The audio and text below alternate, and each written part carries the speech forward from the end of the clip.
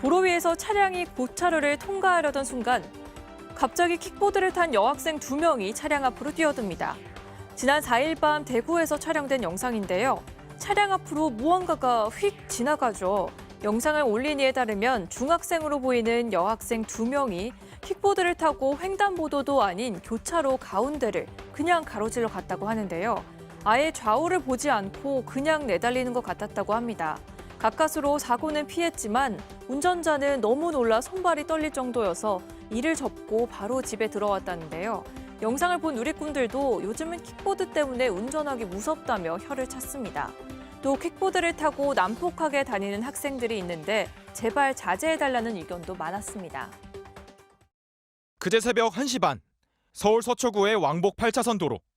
차량들이 도로를 빠르게 주행하고 있는데 사람 2명이 올라탄 전동 킥보드 한 대가 횡단보도를 건너갑니다. 이때 직진 중이던 택시가 킥보드를 들이받습니다. 쓰러진 킥보드 탑승자들은 여고생들이었습니다. 두 학생은 보행자 신호 빨간불을 무시한 채 전동 킥보드를 타고 횡단보도를 건넜습니다. 학생들은 무면허 상태에다 안전모도 쓰고 있지 않았습니다. 킥보드 뒤에 타고 있던 학생은 병원으로 옮겨졌지만 끝내 숨졌고 운전하던 동갑내기 학생은 크게 다쳤습니다. 도로교통법은 전동 킥보드 역시 자동차 면허나 원동기 면허가 있어야 주행할 수 있고 헬멧도 반드시 쓰도록 하고 있습니다. 2명 이상 동시에 탑승하는 것도 금지되어 있습니다. 어기면 범칙금을 내야 합니다. 하지만 현장에선 잘 지켜지지 않아 사고가 해마다 급증하고 있습니다. 2019년 876건이던 전동 킥보드 사고는 2년 만에 2,842건으로 3배 넘게 늘었고 19명이나 숨졌습니다. 10대 운전자들의 전동 킥보드 사고도 재작년 628건에서 작년에는 1,096건으로 1년 새 60% 가까이 급증했습니다.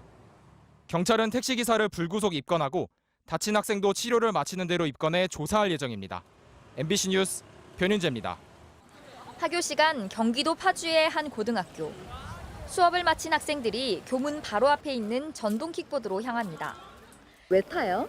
빨리 학원 가야 돼가지고 있으니까 더 타게 되는 것 같긴 해요. 이 학교의 정문과 후문 앞은 모두 전동 킥보드 대여업체의 주차 추천 구역. 여기에 주차하면 요금까지 할인해주다 보니 늘 여러 대씩 세워져 있습니다. 살짝 어른들의 꾀가 아닌가 그런 생각이 들어요. 무슨 게? 돈을 더 벌려는. 이제 학생들이 제일 많이 타니까. 학교 정문 앞이 킥보드 주차 추천 구역인 또 다른 고등학교. 저거 딱 타고 왔잖아요. 거기도 오네? 뒤에 오네? 여러분, 아는 친구예요? 아니요. 곳곳에서 학생들이 킥보드를 타고 나타납니다. 저희 반에도 한 반은 타는 것 같아요. 연어가 있는 상태에서 타는 친구도 있어요? 한 명도 없는 것 같아요. 한 대에 2명 이상 타는 건 기본입니다. 속된 말로 이치기라고 하는데 이치기. 이치기가 뭐예요? 2명씩 타는 건데 많게는 막 4명도 타고 그래요. 그거는 다치기네? 4명이. 네, 그죠. 학교 바로 앞에 킥보드가 있으니 더 타게 된다고 합니다. 여기 자주 이용해요? 네, 여기 계속 있어서 트럭에서 갖다 놓는 것도 받고 해수해가지고 한 번에 여기다 갖다 놓는 것 같아요. 이 킥보드 업체의 주차 추천 구역 중 하나는 한 고등학교 정문 담벼락입니다. 바로 옆에는 초등학교가 있어 어린이 보호 구역이기도 합니다. 여기 중학교 앞이잖아요. 여기가 유도 지역이라고 돼 있으면 그게 더 이상하죠. 유혹하는 환경이 너무 많아서. 심지어 서울의 일부 중고등학교 앞은 서울시가 지정한 전동 킥보드 주차 구역입니다. 저희도 그 학교 앞에 있는 인접한 PM 주차 구역에 대해서는 자치구의 공문을 송부해서 지금 확인하는 절차에 있습니다. 전동 킥보드도 무면허 운전은 불법이지만 면허가 없어도 빌리는 데 문제가 없습니다. 부모님은 혹시 이거 타는 거 아세요? 잘 모르겠어요. 걸리면 혼날려나? 네, 면허가 있어야 탈 수 있다는 건 알죠? 인증이 없어요. 수도권에 있는 10개 킥보드 대여 업체를 검증한 결과 9개 업체가 면허 등록 절차를 건너뛰어도 대여할 수 있었습니다. 다음에 등록하기. 학생들이 가입만 하고 면허증이 없어도 탈 수 있게 한다는 거예요.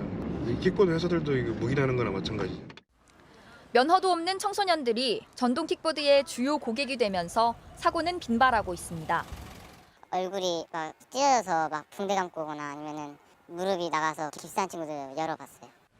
전동 킥보드 업체들은 면허 인증을 하지 않아도 처벌은 없는 상황이라며 학교 앞 주차구역은 수요를 기준으로 설정했을 뿐이라고 설명했습니다. 주차존을 설정하는 데 있어서 사실 학교 인근이나 이런 것은 고려 기준이 아니고요.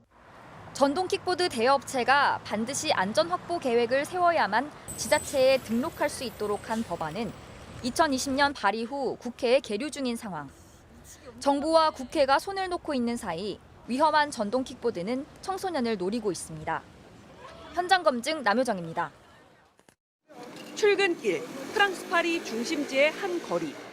전동 킥보드를 탄 사람들이 자동차, 자전거와 함께 도로를 주행합니다. 법적으로 여러 명이 탈 수 없지만 킥보드 한 대를 2명이 타고 가기도 하고 운전이 미숙해 킥보드에서 떨어지는 아슬아슬한 모습을 보이기도 합니다.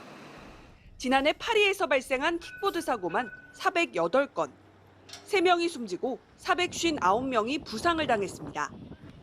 사고의 위험성이 높아지자 파리시는 지난 2일 주민투표를 통해 유럽 주요 도시 중 최초로 전동 킥보드 대여를 중단하기로 결정했습니다. 투표 참여자 89.03%가 킥보드 대여에 반대 의견을 던졌기 때문입니다. Le 1er septembre prochain, il n'y aura plus de trottinettes en libre service à Paris. 현재 파리시에서 운영되는 전동 킥보드는 약 15,000여 대. 시민들은 일단 환영의 입장을 보였습니다. Dans une première optique, c'était une chose positive, mais à la fin des fins, avec tous les accidents et toutes les incivilités, je pense que ce soit une bonne chose que ce soit effectivement interdit. 하지만 주민투표 참여율이 7%에 불과해 결과의 대표성이 떨어진다는 의견과 함께 전동 킥보드로 시내 곳곳을 다녔던 관광객들은 아쉬움을 표현하기도 했습니다. 파리에서 MBC 뉴스 조명아입니다.